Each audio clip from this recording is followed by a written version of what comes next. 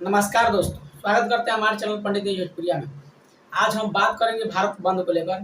इसमें क्या क्या बंद है और क्या क्या चालू है, मैं इसी वीडियो में बताऊंगा। तो बने रहिएगा हमारे चैनल पे। अगर चैनल पे नए हैं तो चैनल को सब्सक्राइब जरूर कर लीजिएगा। दोस्तों, मैं आप लोग बता देना चाहता हूँ कि भारत बंद आरक्षण को लेकर हो रहा है। कि भारत में जितने भी एसटी, एससी, ओबीसी, जितने भी दलित महादलित हैं, उनका आरक्षण अब खत्म करने का जो प्रयास किया जा रहा है, उसके लिए, उसके बचाव के लिए ये भारत बंद का ऐलान किया गया है। लेकिन इसमें सबसे बड़ी फैक्टर ये आ रहा है कि जातीय जनगणना।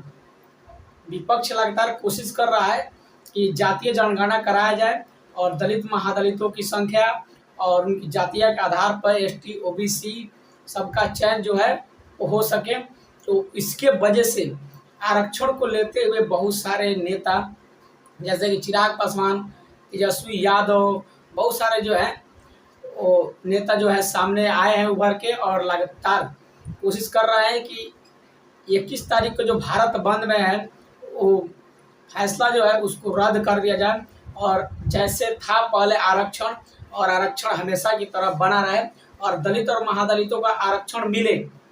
क्योंकि बिहार में लगातार ऐसे भी मामला देखने को आया है कि जब से नीतीश का सरकार आया है तो सबसे पहले दलित था, उसको दलित, जब इनका सरकार बना तो दलित को दो भागों में कर दिया गया, दलित और महादलित। इसके वजह से आरक्षण थोड़ा इधर उधर हुआ, लेकिन पब्लिक का आरक्षण हड़प के ये नेता कुछ और काम करने जा रहे हैं। लेकिन ये आप लोग का अंदाजा नहीं है कि जब आरक्षण खत्म हो जाएगा पूरी तरह से तो कोई भी प्रॉब्लम होगा तो आपको उसमें कुछ सुनवाई नहीं हो सकती, क्योंकि गरीब उसमें सबसे ज़्यादा पीसते हैं। आप लोग को मालूम होगा कि बिहार में गरीबों की संख्या लगभग 65 से 66% तक है।